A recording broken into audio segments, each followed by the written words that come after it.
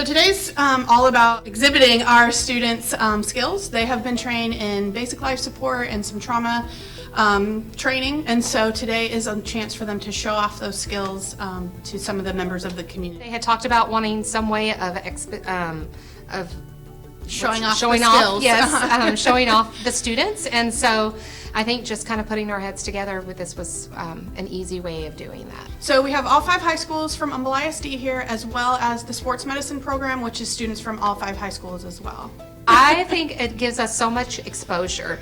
A lot of what we do in health science, students go into rotations, is all protected by HIPAA, so it's really difficult for us to truly show off the wonderful things that our students do, and so it really puts our students in the limelight. It gives them some exposure as, you know, what goes on behind the scenes of things that we can't necessarily show all the time. And we have people from, you know, outside of Humble ISD. We have some administrators here, and so just a chance to, you know, to show what we do in the classroom kind of on a grander scale and let them see what we do.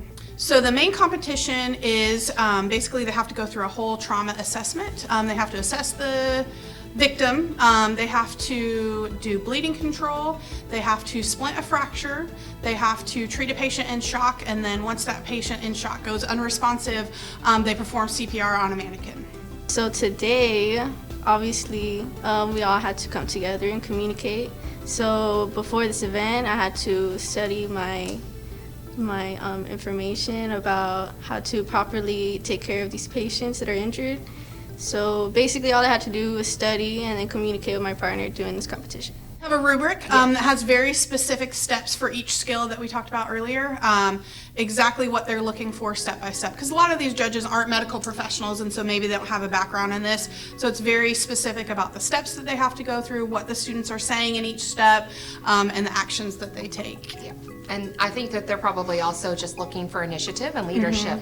That's really what we try to emphasize with the students, is that you've got to take the lead when you get there, you've got to be assertive, and so they're taking all of those skills and able to apply that to their rubric and to their score. And while the adrenaline's flowing, like you said earlier. Yeah. My name's Evie, and I am the educator for the ER for 3 emergency department centers for Memorial Hermann. So today I came out to support Humble ISD, and they're having an ER day, which I'm totally excited for, and it's where we can put the kids to see their skills, and I'm a judge to see make sure that they follow the algorithm that they are to follow. So the kids started off at a mass casualty scene. From the mass casualty scene, the patient had some injuries noted. Once the injuries were identified by the students, they had to dress them and control bleeding. The bleeding causes the patient to go into shock. The students were able to identify shock, and then the patient went into arrest, and the students performed CPR and brought the patient back. Overall, I think the students did fantastic. I know that it's a stressful situation, and there was a lot going on, just like a real mass casualty event, and the students are performing, I don't know if we're done, but the students have performed and are performing phenomenal. Oh, it's incredible. This is my 3rd time doing it, and I'm honored to come back every year. I think it is a great benefit for the kids, not only to receive exposure to CPR itself, because I can't tell you how many adults in the healthcare fields went wrong, right? So to see some of these kids who have probably been doing it for a couple months come in and check all the boxes, it's definitely, I think this is a great event. So originally we just give the rubric and we go through the rubric, we talk about the rubric, what those things mean, and then the students pair up. I let them choose their own partners, and so they practice and go through the rubric together, and then I encourage them to find another group, and so then they get in force and practice with each other. So 2 are the providers, 1 of those is the patient, and then 1 is a judge, and so then they swap and they do it again. So that way it gives them exposure to all different views of the competition. And then the day before we do 2 days before we do competition, we do a mock, not trial, but a mock trial run. Trial run. And so everybody in the classroom is judges. People volunteer to be patients, and then I am scoring them as well. Really helps kind of put them in that adrenaline rush, and so it's the easiest way to help them exhibit those skills in as much as a real life situation as possible with the drama students from Humboldt High School. Several years ago, Amy Walker from CTE asked if I could provide a few theater students to act as victims for this ER CERT event. And so we've been collaborating going on 6 or 7 years now. I really wanted to enter it because I wanted something to do after the play we did was over, because I like being involved in everything, and I also just like helping people, like what I'm doing now. Honestly, it was pretty good. I liked everybody that I'm working with. They're really easy people to work with. We all get along pretty well, so I feel like, and I already had a connection with a lot of people, so I feel like it was just a lot easier, like quick. My JV varsity kids, it gives them an opportunity to put the skills that they're learning in class when it comes to characterization or stage makeup to use in sort of a real world situation. And they also get to collaborate with students from other schools, which we don't get to do a whole lot of that. So I love giving my students that opportunity to use their skills, but then also it's a lot of fun. My wound is on my leg. I got cut by a blade from the airplane because, it crashed. And I got hit in the face by a suitcase on one of my eyes. I'm about to start doing on. And then I got hit trying to protect my friend in my arm. I learned better how to do scar makeup and bruises. I was already pretty aware of how to do like different bruises, but I learned about scar makeup and latex, and I also got a better understanding of acting out being in pain, I guess, or stressful situations.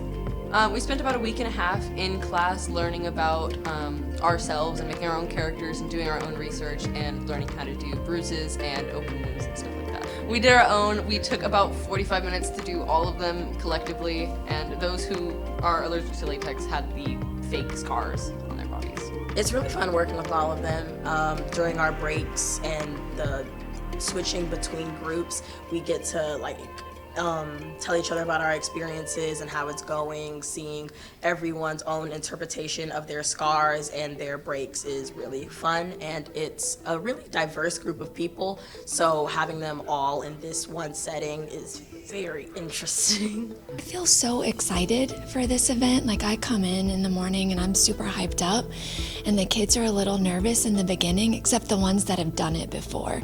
But then after the first round and they get into it and you see them using their theater training, you see them reacting, using their skills, you see the sort of light bulb go off in their head like, oh, okay, what I've been learning, I can use it with these other kids and I'm believable.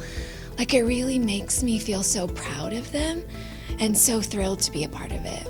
This is the best day, I think, for them.